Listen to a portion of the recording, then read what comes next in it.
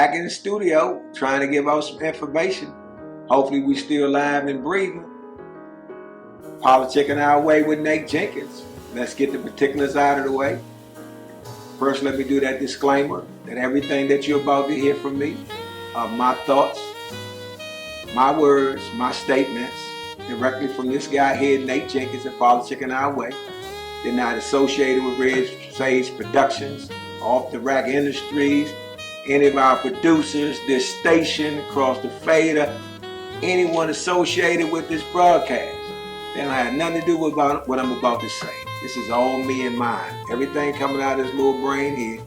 You know, the smartest kid in America since 1973. That's what they tell me.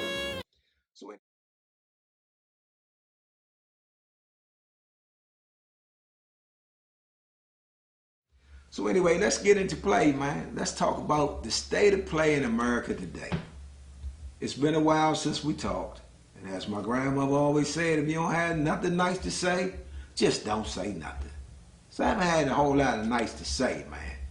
Particularly since almost a year ago, we had that good old insurrection, beyond a riot, that coup that Donald Trump tried to put together along with his cronies over at the Capitol. You know, but before we get into that, I just want to say this one thing. My condolences and prayers go out to everyone who's lost someone since our last broadcast. I know we've had a lot of losses in the last year, particularly to COVID-19, acts of violence, and what other particulars that crossed your path. I want to let you know that we're at Politicking Our Way, send our concerns for your safety, mentally, physically, and spiritually. We send our prayers out and our condolences to everyone that's lost someone in their lives. I just wanted to get that out there. I had a bout with corona myself. It lasted 10 weeks.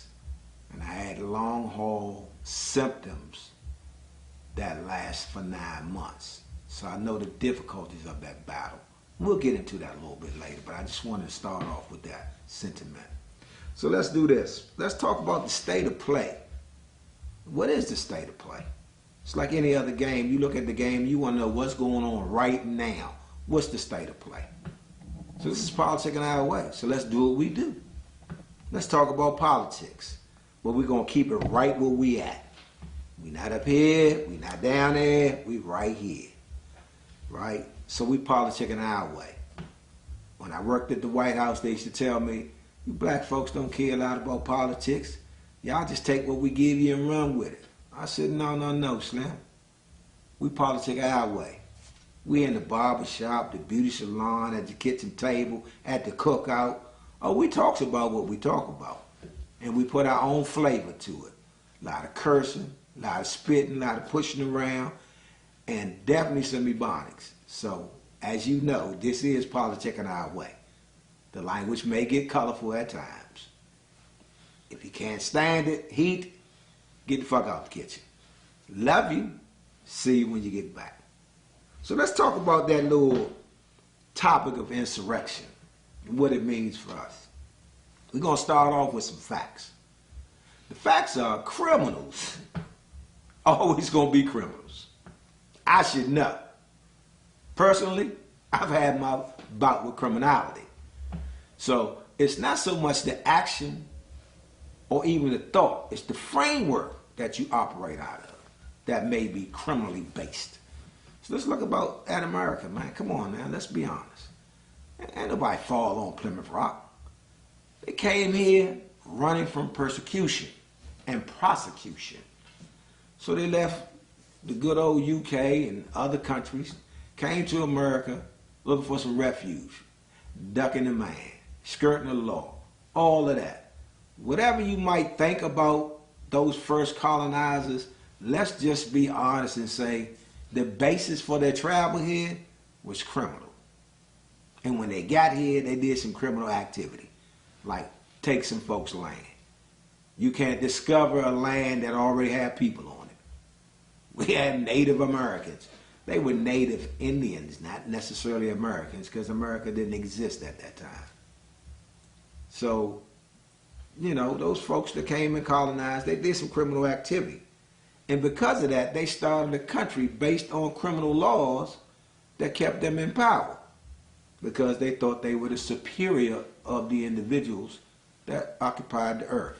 So when you think about where the white supremacy started at in America, it started when America started. Because they had this thought that they were superior to all that they surveyed.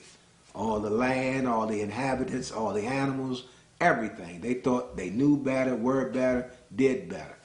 But they realized that they were in a place that they weren't very familiar with. And they had to conjoin and coerce the native people to teach them how to survive after quite a few skirmishes and a few murders. Let's be blunt about what happened. Some massacres took place before we got to that good old Thanksgiving table, which was just basically a dinner of comfort. It was not even a celebration. Yeah, the only ones that was thankful at the table was the folks with them black pointy hats and them ugly ass shoes, called themselves pilgrims. You know, because the Indians that were there, they weren't thankful. Because they didn't wake up and say, we want these white folks to come over here and fuck with us and run us off our land and then ask us to teach them how to stay here. They weren't thankful for that shit, I'm sure. I know I wouldn't have been. Would you? So because of all of that, it built up this idea of white supremacy. And all our laws have propagated this idea that the man with the power dictates the plan, and the plan should always dictate that he stay in power. It's really that simple. So if you really want to know what white power is, white supremacy is, there you have it. It ain't race, it ain't, I don't like you because you this, that, and the third. It's beyond that. It's deeper than that. It's really simple. I think I'm superior to you, and I've created an environment by laws, restrictions, and the ability to doctorate and dictate, so you remain underneath me. You can be the richest black man in the world, but in America, you're still a boy. Let's be honest about that. So when it came to this whole thing, the resurrection really started at the end of the Civil War. That they, you know, we had more black people coming into office at the end of the Civil War than at any other time in the history of America. So what did they do? They say, wait a minute, we got some colored folk down here dictating the law, making things happen at the local level. We need to change this. So they went from Reconstruction to Jim Crow. Another inflection point where white supremacy recognized the fact that they were now sharing power with those who they thought they were over, more supreme than. So they had to flip the script locally and get them folks out of office. So there very shortly, they started, you know, running folks out, man. They understood that they were the majority so they can do these things because they were in power. And that gave them this feeling of privilege. So the laws always bend their way. There's this societal acceptance of white supremacy built into America. You can't spell America, United States of America, without white supremacy. And I'm not talking about racism. I'm talking about white supremacy. Racism is the effect and the actions that white supremacy gives you a foundation for. So, you know, check out Webster Dictionary. They got some words in there that tell you they're different. White supremacy and racism got two different meanings, but one does directly support the other. You wouldn't have racism without some feeling of superiority.